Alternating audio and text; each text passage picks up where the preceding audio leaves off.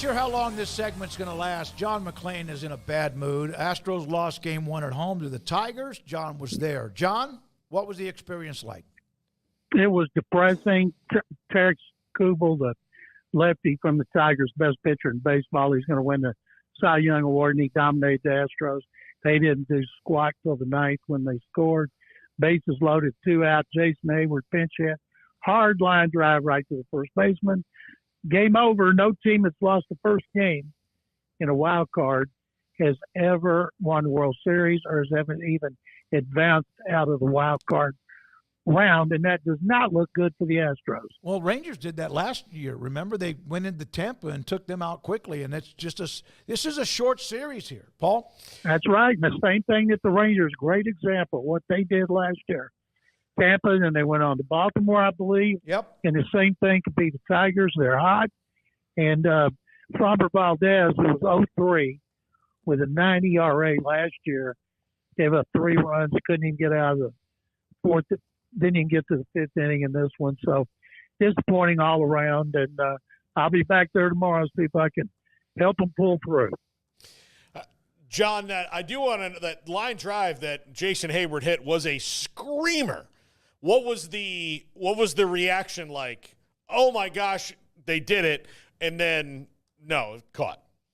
He hit it so hard you didn't have time to think. But when I saw it hit, I thought they're going to tie it up at least, maybe go down the corner and win the game with the bases loaded double.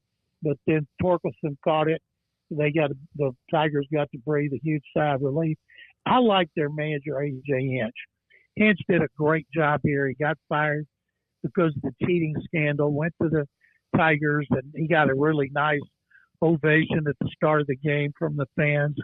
So if you're going to lose to somebody, I'm glad it's an upstart team like the Tigers and A.J. Hinch.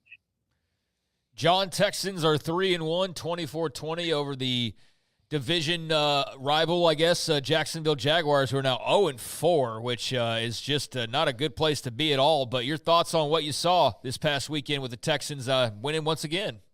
The Texans have won. First of all, they're 0-4 against the spread.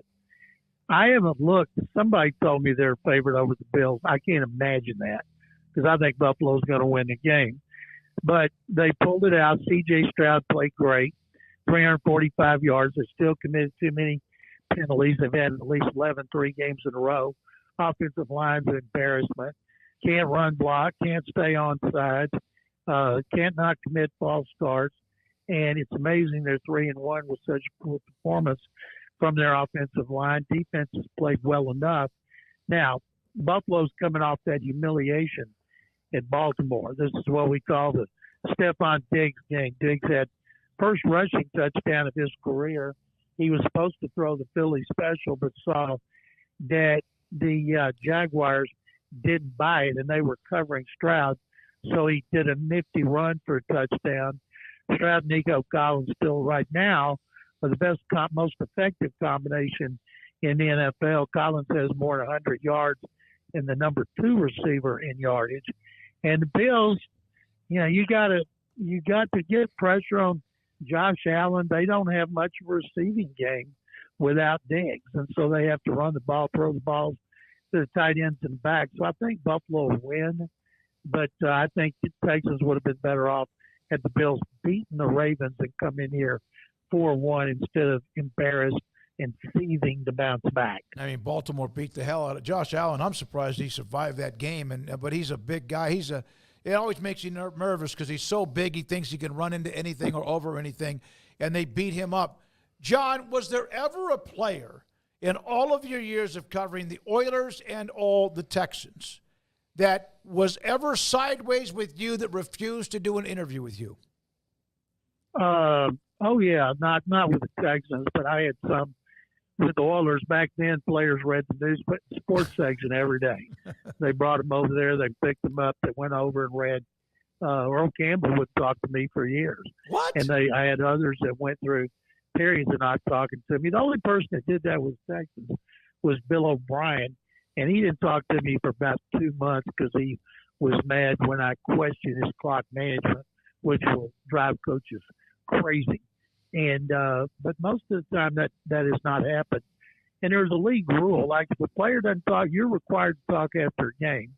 And if you don't, and the media wants to file a thing for the Pro Football Writers of America with the NFL send the player letters saying you have to talk or it's going to be a $15,000 fine and every time you don't. So we don't see that much here. John, Devonte Adams and the Raiders appear headed for a parting of the ways. Where would you say is most likely for him to wind up? Well, I think the Raiders are just coming off a terrific victory over the Browns.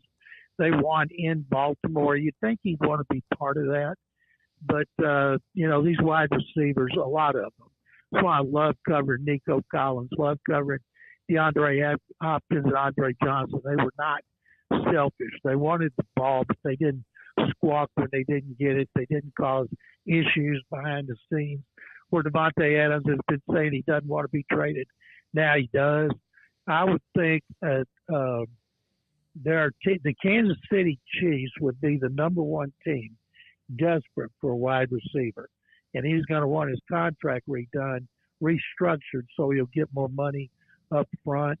But if you want to make the Chiefs more dangerous, put him there. Aaron Rodgers is telling the Jets, and he runs the Jets, telling the Jets that he wants Devonte Adams to be reunited in the Jets. So if I had to pick one, I'd say it'd be the Jets over the Chiefs. John, how is Mrs. McClain feeling about Jayden Daniels and the Commanders? Well, like every other Washington football team fan, they're ecstatic. He's off to the greatest start percentage-wise of any quarterback in history, not just a rookie, but any quarterback, period. And I'm really happy for Cliff Kingsbury. I know Cliff a little bit, have for a long time, always a class act. He got run out of Arizona, and I know that winning in Arizona, not just a close game, but pounding them meant a lot to him. And then when Jayden Daniels transferred from Arizona State to LSU, nobody thought anything about it. Nobody thought he was going to be a Heisman contender, and certainly not a contender for the second pick in the draft. And right now, if he stays healthy, runaway winner of the Offensive Rookie of the Year award. He's doing what C.J. Stroud did last year. And right now, the Washington football team is the best team in the NFC East, which has a lot of flaws with the Eagles and the Cowboys, as you guys well know. Yeah, just hope that they continue to put bubble wrap around Jayden Daniels. Boy, he's not big, but he's smart. He seemed like he's a hell of a lot smarter in protecting himself than maybe RG3 was early his rookie year when he was just all over the place. But all it takes is just one hit. You never know. But he has been Lamar spectacular. Jackson, excuse me, David. That's Lamar okay. Jackson has not ever taken a hit like that. And when I see Jayden Daniels run, I think of him. RG3 wanted to run over you, jump over you, and he just wouldn't do what he's supposed to do, and it ended up hurting.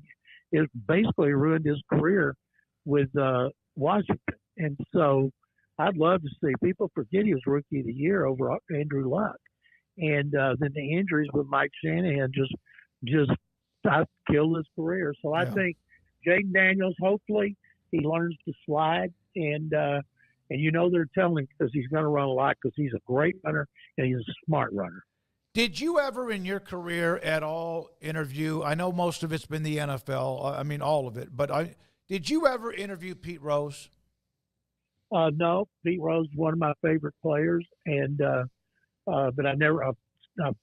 The closest I came to Pete Rose was when I came to the Chronicle from the Waco Tribune Herald in '76, and Pat Zachary, the greatest baseball player in Waco history, was a rookie with a big red machine, and I went down to the Reds dugout when they were there before the game, and he introduced me to Rose and Johnny Bench and Joe Morgan and those players.